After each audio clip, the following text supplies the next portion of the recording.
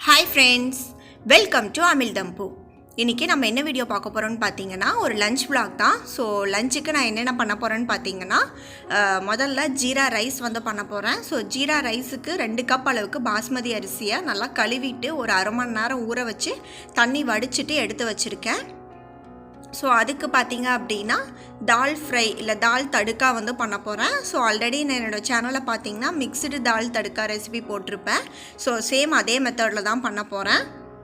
So அதுக்கு பார்த்தீங்கன்னா துவரம்பருப்பும் நான் பாசிப்பருப்பும் எடுத்திருக்கேன். நீங்கள் கடலைப்பருப்பு இல்லை மசூர் தால் அந்த மாதிரி எடுத்துக்கலாம். ஸோ ரெண்டையும் ஊற வச்சுருக்கேன். அண்ட் காலிஃப்ளவர் 65 பண்ண போகிறேன். தால் தடுக்காவுக்கு தேவையானது எல்லாமே வந்து கட் பண்ணி எடுத்து வச்சுருக்கேன்.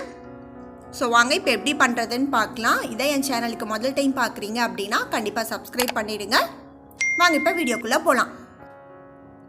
தால் தடுக்கா ரெசிபி பார்த்தீங்கன்னா ஆல்ரெடி நான் என் சேனலில் இருக்குது. நான் லிங்க் டிஸ்கிரிப்ஷன் பாக்ஸில் தரேன். ஸோ செக் பண்ணி பார்த்துக்கோங்க. ஸோ அந்த தால் தடுக்கா ரெசிபி வந்து நான் இதில் கவர் பண்ணலை. இப்போ நம்ம ஜீரா ரைஸ் ரெடி பண்ணுறதுக்கு பார்த்தீங்கன்னா அடுப்பில் குக்கர் வச்சுருக்கேன். குக்கரில் வச்சுட்டு ஒரு 3லேருந்து 4 ஸ்பூன் அளவுக்கு நெய் சேர்த்துக்கோங்க. ஸோ நெய் நல்லா சூடாயிடுச்சு. அப்போ இதில் பார்த்தீங்கன்னா 3 ஏலக்காய், ஒரு துண்டு பட்டை, 3 கிராம்பு சேர்த்துருக்கேன். ஸோ இது வந்து கொஞ்சம் ஃப்ரை ஆனதுமே பார்த்தீங்கன்னா நம்ம ஜீரா ரைஸ் அப்படிங்கிறனால ஸோ ஜீரகம் வந்து ஒரு 2 ஸ்பூன் அளவுக்கு, நார்மல் டீஸ்பூனில் 2 ஸ்பூன் அளவுக்கு ஃபுல்லாக வந்து ஜீரகம் வந்து சேர்த்துருக்கேன். ஸோ கரிஞ்சு போகக்கூடாது. ஜீரகம் ஃப்ரை ஆனதுமே நான் காரத்துக்கு 2 பச்சை மிளகா சேர்த்துருக்கேன். அது கூடவே பார்த்தீங்கன்னா ஒரு 10 முந்திரி பருப்பு சேர்த்துருக்கேன். ஸோ அதை வந்து லைட்டாக ஃப்ரை பண்ணிக்கோங்க. முந்திரி லைட்டாக பொன்னிறமானதும் நம்ம ஊற வச்சு கழுவி வச்சுருக்கோம் இல்லையா பாஸ்மதி அரிசி 2 கப் அளவுக்கு நான் சேர்த்துருக்கேன். ஸோ அந்த நெய்யில் பார்த்தீங்க அப்படின்னா ஒரு 1லேருந்து 2 நிமிஷம் அளவுக்கு நல்லா வதக்கி விடுங்க. ரொம்ப ஓவராக கிண்டக்கூடாது. லைட்டாக மிக்ஸ் பண்ணிக்கோங்க, இல்லைனா அரிசி உடஞ்சிரும்.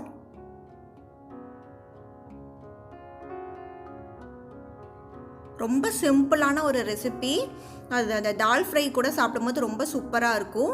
இப்போ 2 நிமிஷம் நான் நல்லா வதக்குனதுக்கப்புறமா பார்த்தீங்கன்னா ரைஸுக்கு தேவையான அளவுக்கு தண்ணி சேர்த்துருக்கேன். ஸோ 3 கப் அளவுக்கு தண்ணி சேர்த்துக்கோங்க. 1 கப் அரிசிக்கு 1.5 கப் அளவுக்கு தண்ணி. ஸோ தண்ணி சேர்த்துட்டு நல்லா மிக்ஸ் பண்ணி விடுங்க. இப்போ இந்த ரைஸுக்கு தேவையான அளவுக்கு நம்ம உப்பு சேர்த்துக்கலாம்.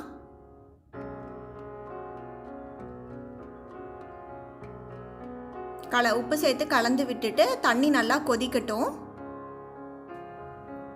இப்போ தண்ணி நல்லா கொதிச்சதுமே பார்த்தீங்கன்னா கொஞ்சம் கொத்தமல்லி இலை கட் பண்ணதை வந்து சேர்த்துக்கிறேன்.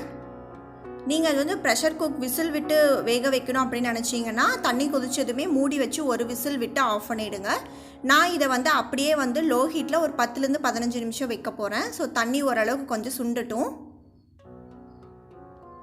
இப்போ தண்ணி பார்த்தீங்க அப்படின்னா நல்லா சுண்டி ரைஸ் எல்லாம் மேலே நல்லாவே தெரியுது பாருங்கள். ஸோ இந்த டைமில் என்ன பண்ணுங்கன்னா அடுப்பை லோ ஹீட்டில் வச்சுட்டு மூடி வச்சுடுங்க. மூடி வச்சு ஒரு 10லேருந்து 15 நிமிஷம் அப்படியே வந்து லோ ஹீட்டில் இருக்கட்டும். அதுக்கப்புறம் ஆஃப் பண்ணிவிடுங்க. 15 நிமிஷத்துக்கு அப்புறமா திரும்ப ஒரு 15 நிமிஷத்துக்கு அப்புறம் நம்ம ஓப்பன் பண்ணி பார்க்கலாம்.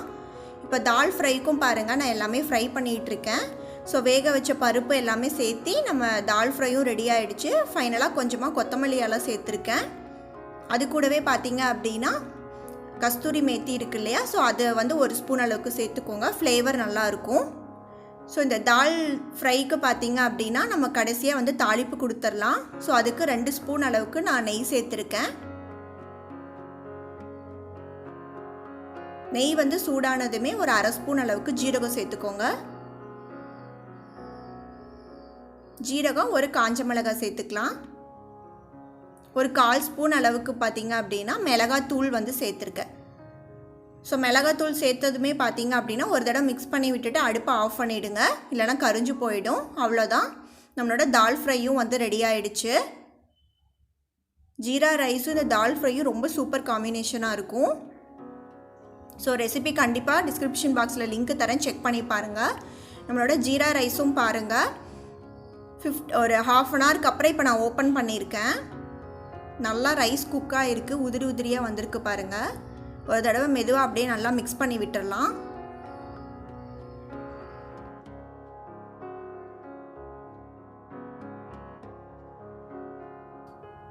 அவ்வளோதான், நம்மளோட ஜீரா ரைஸும் வந்து இப்போ ரெடி பண்ணியாச்சு. இப்போ காலிஃப்ளவர் 65க்கு காலிஃப்ளவர் வந்து நம்ம கட் பண்ணி எடுத்துக்கலாம்.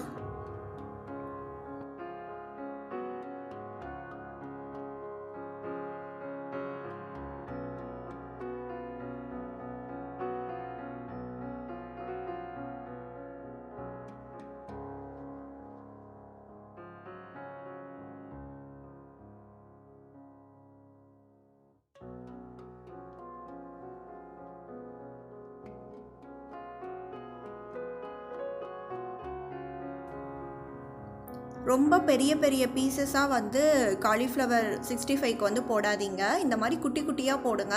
அப்போ தான் சீக்கிரமாக வேகும் அண்டு சாப்பிட்றதுக்கும் ரொம்ப கிறிஸ்பியாக நல்லாயிருக்கும் சாப்பிட்றதுக்குமே. ஸோ இந்த மாதிரி சைஸில் குட்டி குட்டியாக இருக்க மாதிரியே கட் பண்ணி போட்டுக்கோங்க.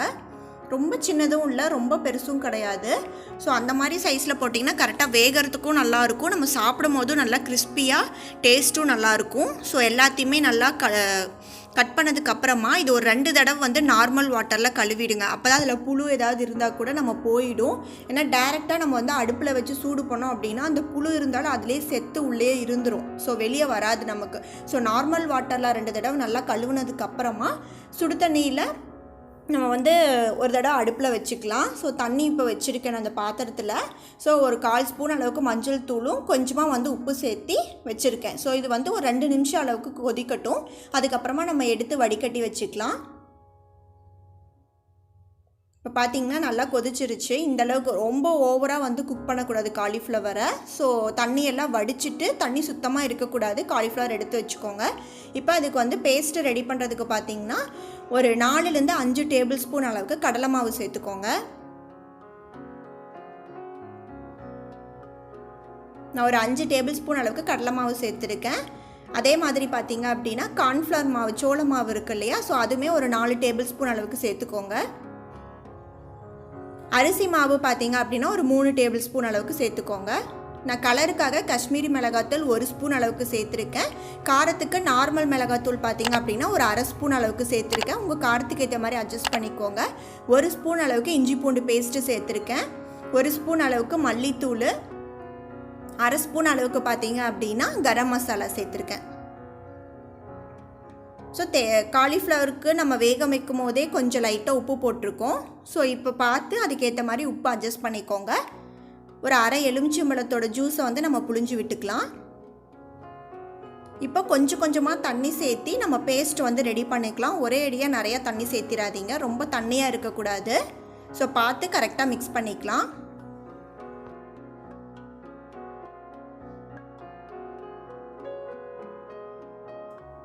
இப்போ மசாலா பேஸ்ட்டு பார்த்திங்கன்னா ரெடி பண்ணியாச்சு.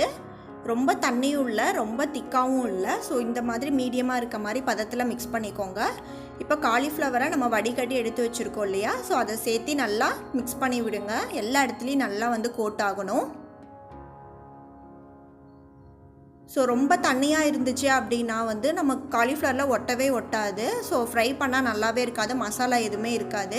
ஸோ ரொம்ப திக்காகவும் இருந்துச்சு அப்படின்னாலுமே அது ரொம்ப ஒரு பஜ்ஜி மாதிரி ஆகிடும். ஸோ அதுவுமே நல்லா இருக்காது. ஸோ கரெக்டாக வந்து எல்லாத்துலேயுமே கோட் பண்ணி இது ஒரு 1/2 அன் ஹவர் அப்படியே இருக்கட்டும். ஊறிச்சு அப்படின்னா இன்னுமே டேஸ்ட்டு நல்லாயிருக்கும். அப்படி இல்லைன்னா ஒரு 15 நிமிஷம் அளவுக்காவது ஊற வச்சுக்கோங்க. இப்போ ஃப்ரை பண்ணுறதுக்கு கடாயில் எண்ணெய் வச்சுருக்கேன். ஸோ அதுலேருந்து 1 ஸ்பூன் அளவுக்கு ஃப்ரை பண்ணுறதுக்கு முன்னாடி நம்ம காலிஃப்ளவரில் அந்த சூடான எண்ணெய் சேர்த்து கலந்துட்டு இப்போ நான் கொஞ்சம் காலிஃப்ளவரை ஃப்ரை பண்ணுறதுக்காக எடுத்து போட்டிருக்கேன். ஸோ அடுப்பை வந்து மீடியம் ஹீட்லேயே வச்சுக்கோங்க. லோ டு மீடியம்லேயே பொறுமையாக பார்த்திங்க அப்படின்னா நல்லா மொறுமொறுன்னு பொன்னிறமாக பொரித்து எடுத்துக்கோங்க. அப்போ தான் டேஸ்ட்டு நல்லா கிறிஸ்பியாக சாப்பிடும் போது ரொம்ப நல்லாயிருக்கும். ஸோ நல்லா ஃப்ரை பண்ணி எடுத்துக்கலாம்.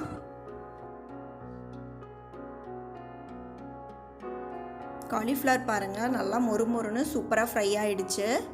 ஸோ எடுத்துகிட்டு நம்ம அடுத்த இதுவும் அதே மாதிரி மீதி இருக்க எல்லா காலிஃப்ளவரையும் ஃப்ரை பண்ணிக்கலாம். ஸோ அடுத்த இதுவும் அதே மாதிரி போட்டு மீடியம் ஹீட்லேயே வச்சு ஃப்ரை பண்ணி எடுத்துக்கோங்க. அப்போ தான் வந்து நல்லா உள்ள வரைக்குமே நல்லா கிறிஸ்பியாக வந்து குக் ஆகும். இல்லைனா மேலே லேயர் வந்து நமக்கு சீக்கிரமாக கலர் மாறிடும், உள்ளே வந்து வெந்திருக்காது. ஸோ அதனால் அடுப்பை வந்து லோ டு மீடியம்லேயே பொறுமையாக குக் பண்ணுங்கள். அப்போ தான் சாப்பிட்றதுக்கும் நல்லாயிருக்கும். பாருங்கள் இந்த அளவுக்கு நல்லா பொன்னிறமாக வர அளவுக்கு நம்ம பொறுமையாக குக் பண்ணி எடுத்துக்கலாம். நான் மீதி இருக்க காலிஃப்ளவரு இதே மாதிரி ஃப்ரை பண்ணி எடுத்துக்க போகிறேன். இது பார்த்திங்கன்னா எங்களோட கிச்சன் பால்கனி இது.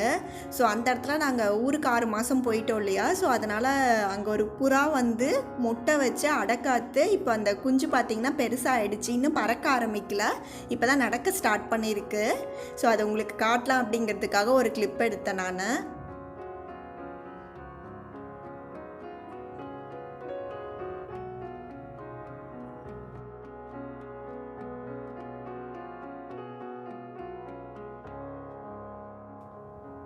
நம்மளோட லஞ்ச் மெனு எல்லாமே ரெடி பண்ணியாச்சு. காலிஃப்ளவர் 65 பாருங்கள், ரொம்ப சூப்பராக வந்திருக்கு, மொறுமொறுன்னு. ஃபைனலாக கொஞ்சம் கருவேப்பிலை பார்த்திங்கன்னா நான் ஃப்ரை பண்ணி சேர்த்துருக்கேன். ஆனியன் லெமன் அது கூட வச்சு சாப்பிட்டிங்கன்னா ரொம்ப சூப்பராக இருக்கும். தால் ஃப்ரையும் வந்து ரெடி பண்ணியாச்சு. அண்ட் நம்மளோட மெயினான ஜீரா ரைஸும் வந்து நல்லா சூப்பராக ரெடியாக இருக்குது. ஸோ இந்த லஞ்ச் காம்போவை கண்டிப்பாக ட்ரை பண்ணி பாருங்கள். 3மே சூப்பர் காம்பினேஷனாக இருக்கும். கண்டிப்பாக ட்ரை பண்ணி பார்த்துட்டு உங்கள் கமெண்ட்ஸும் சொல்லுங்கள் எப்படி வந்துச்சு அப்படின்னு சொல்லிட்டு. உங்களுக்கு இந்த வீடியோ பிடிச்சிருக்குன்னு நினைக்கிறேன். பிடிச்சிருந்தா லைக் பண்ணுங்கள், ஷேர் பண்ணுங்கள், அண்ட் எப்படி இருக்குன்னு சொல்லிட்டு கீழே கமெண்ட் பண்ணுங்கள். அண்ட் என் சேனலுக்கு யாராவது சப்ஸ்கிரைப் பண்ணாமல் பார்த்துட்டு இருந்தீங்கன்னா கண்டிப்பாக சப்ஸ்கிரைப் பண்ணிவிடுங்க. தேங்க்ஸ் ஃபார் வாட்சிங்.